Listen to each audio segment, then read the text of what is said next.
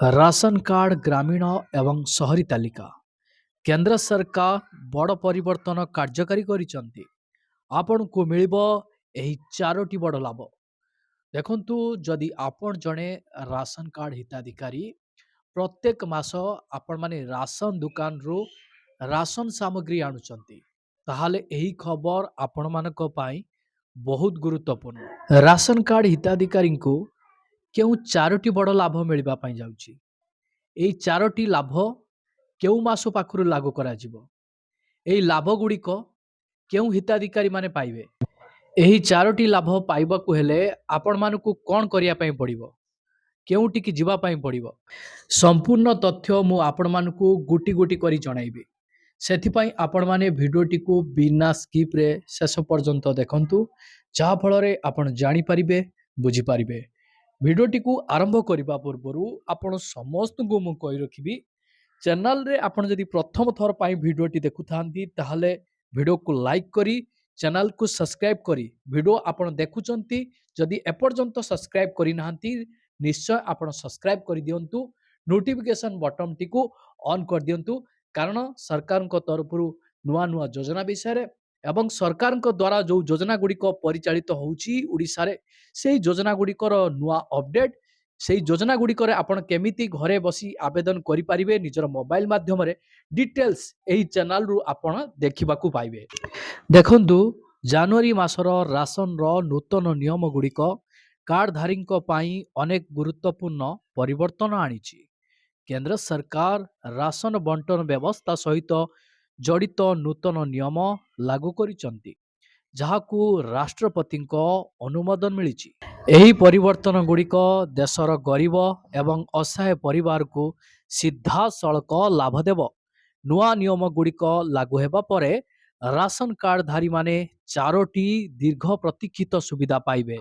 वर्तमान खाद्य एवं साधारण बंटन विभाग द्वारा जारी एक विवृत्ति अनुजाई राशन कार्ड व्यवस्था को अधिक स्वच्छ एवं हिताधिकारी केंद्रिक करबा पाई जनवरी मासरू सारा देश रे नुआ वैशिष्ट्य गुड़िक कार्यकारी करा जाइछि।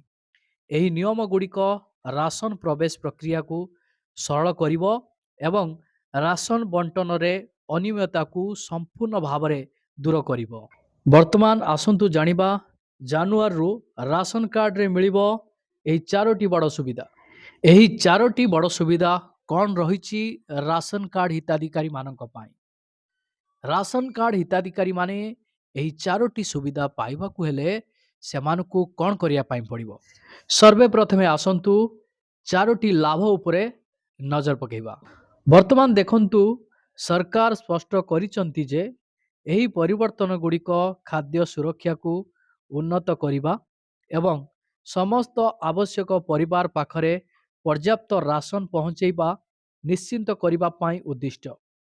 जनवरी रे कार्यकारी हेबाकू थिबा चारोटी प्रमुख सुविधा विषय रे आसंतु डिटेल्स जानिबा। एक नंबर लाभटी रहिछि आपण मानकर एक राष्ट्र एक राशन कार्ड रो संपूर्ण लाभ। देखंतु एबे देशर जेकोसी राज्य रे राशन पाइबार सुविधा आहुरी सहज करा जाइछि। हिताधिकारी माने देशर जेकोसी स्थान रे रुहंतु ना काहेकि सेमानक कार्ड रु राशन पाई परिबे। एही नियम प्रवासी श्रमिक एवं काम पाई दूर रे रहुथिबा परिवार पाई सबुठारु अधिक लाभदायक हेबो। देखंतु सरकारक तरफरु एही सुविधाटी प्रत्येक राशन कार्ड हिताधिकारी माने पाई परिबे। आपण तो जानिथिबे गरीब श्रेणी रो लोक माने ही राशन कार्ड रो लाभ उठेबा पाई सरकार व्यवस्था करिसंती। एही गरीब श्रेणी रो लोक माने एठी सेठी काम धंदा करिया पाई जांती, जहा फଳରେ असुविधाटा कौन होतला ना जो एरिया रे तांकर राशन कार्ड टी रहिछि सेही एरिया रु केवल राशन सामग्री पाई पारुथिले। जो जो जगह को सेमाने काम करिया पाई जाउछंती सेही राशन कार्ड रु सेमाने राशन सामग्री पाई पारु नथिले।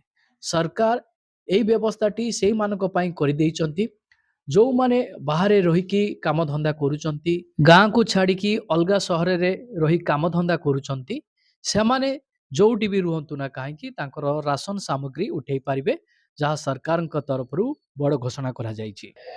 ଦୁଇ ନମ୍ବର ଲାଭଟି ରାସନ କାର୍ଡ ହିତାଧିକାରୀମାନଙ୍କ ପାଇଁ ରହିଛି ଡୁପ୍ଲିକେଟ୍ ଏବଂ ନକଲି କାର୍ଡ ଉପରେ ସମ୍ପୂର୍ଣ୍ଣ ନିଷେଧ। ଦେଖନ୍ତୁ ସରକାରଙ୍କ ତରଫରୁ ଘୋଷଣା କରାଯାଇଛି ଯେ ନୂଆ ନିୟମ ଅନୁଯାୟୀ ଆଧାର ଯାଞ୍ଚକୁ ବାଧ୍ୟତାମୂଳକ କରାଯାଇଛି। ଏହା ନକଲି କିମ୍ବା ଡୁପ୍ଲିକେଟ୍ ରାସନ କାର୍ଡକୁ ସମ୍ପୂର୍ଣ୍ଣ ଭାବରେ ଦୂର କରିବ। ଏବେ କେବଳ ପ୍ରକୃତ ଏବଂ ଯୋଗ୍ୟ ପରିବାରମାନେ ସଠିକ୍ ପରିମାଣର ରାସନ ପାଇବେ, ଯାହାଦ୍ୱାରା ସରକାରୀ ସମ୍ବଳ ସଞ୍ଚୟ ହେବ। ଦେଖନ୍ତୁ ଆପଣଙ୍କର ଆଧାର କାର୍ଡଟିକୁ ରାସନ କାର୍ଡ ସହିତ ଲିଙ୍କ କରାଯାଉଛି।